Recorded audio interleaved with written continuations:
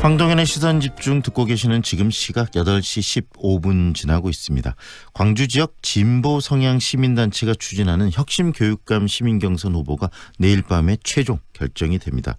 이번 경선에는 이 정희곤 전 광주시 의원이죠. 그분과 최영태 전남대 교수가 참여하고 있는데요.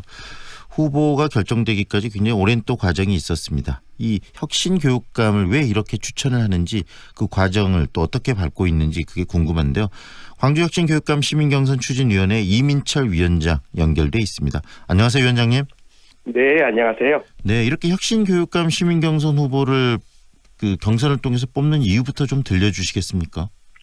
네, 다른 시장구청장 선거는 이제 정당 공천을 하잖아요. 네. 그런데 이제 교육감 선거는 그런 과정이 없기 때문에 실제로 이제 저희가 시민들이 후보를 검증하거나 또 정책을 또 검증하거나 이럴 수 있는 여러 가지 통로가 없습니다. 그래서 네. 2010년, 2014년 두 번 선거를 보면서 이런 방식으로 가다가는 이 교육 굉장히 중요한 문제인데 아무 토론 없이 그냥 진행돼 버리겠다라고 생각이 그런 우려가 들었고요. 네. 실제로 이제 서울 같은 경우는 두 번의 시민 경선을 이번 말고 그 전에 했거든요. 네. 그런 과정을 지켜보면서 이런 과정을 통해서 뭔가 시민들이 교육 문제를 좀 다룰 수 있는 여지가 좀 넓어지겠다. 우리도 그럼 한번 해보자 해서 광주에서는 이번에 처음으로 진행을 하게 되었습니다. 네, 이런 경선 과정을 통해서 이 교육적 이슈들을 우리 시민들이 직접 더 잘 알 수 있지 않을까라는 생각을 좀 갖고 하신 거네요.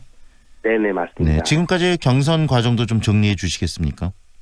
네, 1월 달에 이제 광주의 교육과 관련된 단체들이 모여있는 광주교육정책연대가 있는데요. 네.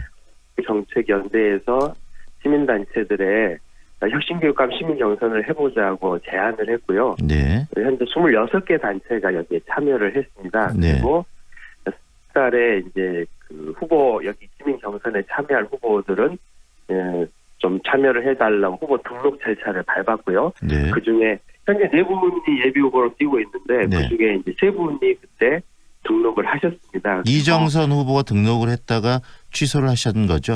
네네, 맞습니다. 그래서 3분이 그 후보 등록 이후에 경선 규칙에 대해서 논의를 했고요. 네. 그런데 이제 3분 간의 합의가 이루어지지 못했습니다. 그래서 네. 이제 저희 추진위원회 대표자들이 모여가지고 네. 최종 경선 규칙을 결정을 했고 그 부분을 후보들한테 제안을 했고요. 네. 그 결과 이정선 후보를 뺀 최영태 저희건 두 분 후보가 동의를 해주셔가지고 네. 4월부터 이제 경선이 진행됐고요.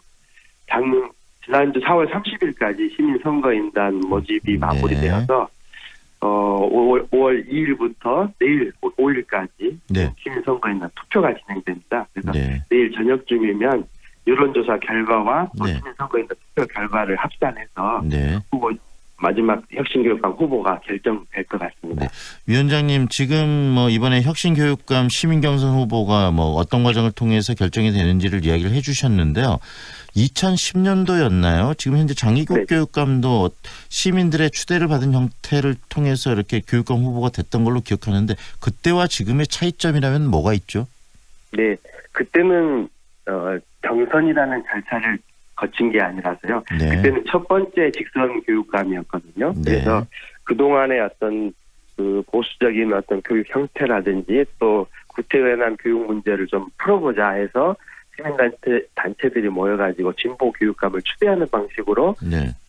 장희국 교육감이 그때 추대된 상태고요. 네. 2014년에도 똑같이 이제 추대할 거냐, 경선을 할 거냐, 경선을 해보자 이런 제안들이 있었는데 네. 실제로 경선은 이루어지지 못했습니다. 네. 2014년대도 그러면은 장희국 교육감이 추대 형식으로 이렇게 그 시민 후보가 됐었던 건가요? 그때도 이제 2010년에는 대부분의 단체들이 힘을 모아서 추대를 했다고 보면. 네. 2014년에는 이제 그런 추대 절차가 진행되지 않았고 네. 장애 교육감을 지지하는 몇 개 단체가 이제 이렇게 추대하는 형태로 진행이 됐습니다. 저희들이 이렇게 기사를 보니까 2010년 같은 경우에는 한 70여 개 단체들이 그때 참여를 한 걸로 나오더라고요. 이번에는 26개 단체라고 말씀을 하셨는데 이렇게 단체가 좀 줄어든 이유가 있습니까? 네, 아무래도 이제 이 후보층들이 넓다 보니까 아무래도 이제 특정 후보를 하는 단체나 또 관련성 있는 단체들은 들어오는데 조금 꺼리낌이 있었던 것도 같고요. 네. 그래서 저희가 처음에 제안을 한 부분은 모든 후보에게 공정하게 기회를 열어둔다 해서 네 분 후보 모두가 이 경선에 참여할 수 있도록 통로를 오픈하고 시작을 했거든요. 네. 처음에는 단체마다 좀 속사정이 있었던 걸로 알고 있습니다. 네. 모든 분들에게 그 통로를 열어준다는 말 참 의미가 있는데요. 그런데 장혜국 교육감 같은 경우에는 2010년도에 이렇게 시민단체들한테 지지를 받고 시민후보 형식을 취해서 교육감까지 당선이 되셨는데 이번에는 참여를 안 하셨어요. 그 이유는 네네. 뭐라고 이야기하시던가요? 뭐 공식적인 부분은 이제 3월 달에 그 학기가 시작되잖아요. 네. 그 과정에 이제 현직 교육감으로서 해야 될 일들이 있기 때문에 그것을 두고 경선에 참여하기는 쉽지 않다. 뭐 이렇게 저희들은 공식적인 답변을 들었고요. 네. 이제 뭐 여러 가지 뭐 이유가 있을 거라고 생각이 듭니다. 특히 뭐 대부분의 이제 경선 같은 경우는 현재 1위를 달리고 있는 후보들 같은 경우는 안정적인 걸 택하기 때문에 네. 경선이나 이런 절차에 잘 안 들어오는 경향들이 있잖아요. 네, 그래서 네. 뭐 여러 가지 이유로 이제 분석은 하고 있는 공식적으로 저희가 받은 답변은 그렇습니다. 네. 이렇게 뭐 여러 가지 이유가 있을 거라는 말씀을 하셨는데 어떻습니까? 이렇게 참여하지 않는 모습을 보면서도 좀 그 같이 판단을 하셨을 것 같아요. 장혜국 네. 교육감이 참여하지 않는 부분 어떻게 판단하십니까? 네, 저희는 참여를 해서 그동안 8년간의 평가를 좀 받아야 한다. 그리고 지난번에 어쨌든 시민들이 추대를 해서 교육감이 되셨기 때문에 네. 시민 경선을 통해서 또 평가를 받는 것이 당연한 의무라고 생각을 하는데요. 여러모로 그런 뭐 내부 사정은 있었겠지만 네. 참여하지 않은 부분에 대해서는 참 유감스러운 입장입니다. 유감스럽다, 아쉽다라고 지금 생각하신다는 말씀이시네요. 네네. 그 이 경선 과정이 결국은 교육에 대해서 우리들 스스로가 논의해보고 토론해보는 장이라는 말씀이셨는데 그렇다면 장혜국 교육감의 이 8년을 어떻게 많은 분들이 평가하시는지도 짧게 한 말씀해 주시겠습니까? 네, 뭐 평가는 단체별로 또 진행된 부분이 있고 개인마다 또 입장차들이 다 다르긴데요. 네. 실제로 이제 뭐 종합적으로 봤을 때는 가장 많은 이게 좀 문제라고 평가되는 부분은 소통이 제대로 되고 있지 않다라고 하는 것이 가장 많은 뭐 공통된 평가라고 할까요? 그래서 네. 실제로 교육감의 역할 현장과 이 현장들을 또 있고 현장과 교육청 사이에 그 소통하는 역할을 했었어야 되는데 네. 그런 부분이 좀 제대로 되지 못하라고 하는 것은 이번에 경선 참여를 하지 않는 부분 중에서 네. 시민사회하고 제대로 소통하려고 하지 않는 부분에 대해서는 굉장히 큰 문제가 있었다라고 생각을 하고 있습니다. 그렇다면 이런 경선 과정에서 나타난 이 광주 교육에 가장 필요한 부분들 앞으로 새로운 교육감이 좀 주도적으로 추진해 나가야 될 부분에 대한 논의도 좀 있으셨을 것 같은데 어떤 이야기들이 네네. 많이 나왔습니까? 저희가 생각했을 때 지금 현재 가장 중요한 의제로 잡고 있는 것은요. 네.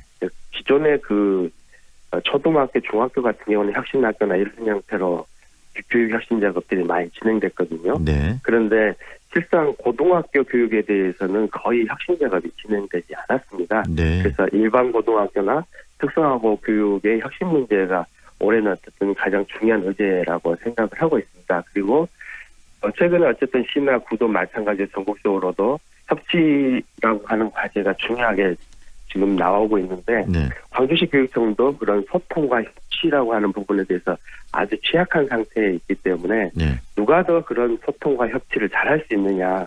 교육청과 현장 그리고 교사, 학부모 또 시민사회에 어떻게 협력을 통해서 현재 당면한 교육 문제를 풀어갈 수 있느냐. 이게 현재로서는 가장 중요한 과제라고 생각하고 있습니다. 네.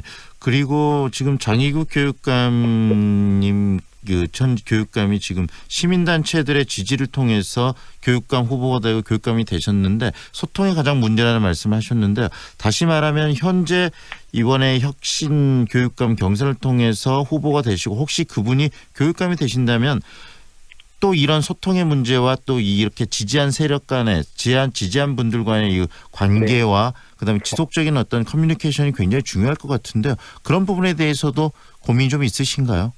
네네.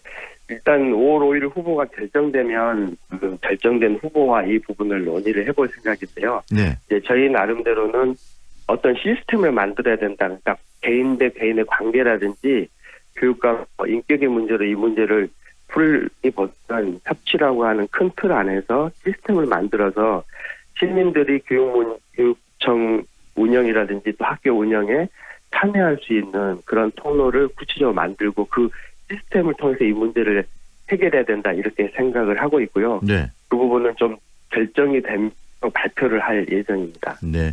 이 혁신 교육감 경선의 부분들이 앞으로 정말 광주의 교육에 대해서 좀 더 깊게 생각하는 그런 자리로서 자리매김하면 참 좋겠다는 생각이 듭니다. 오늘 말씀 잘 들었습니다.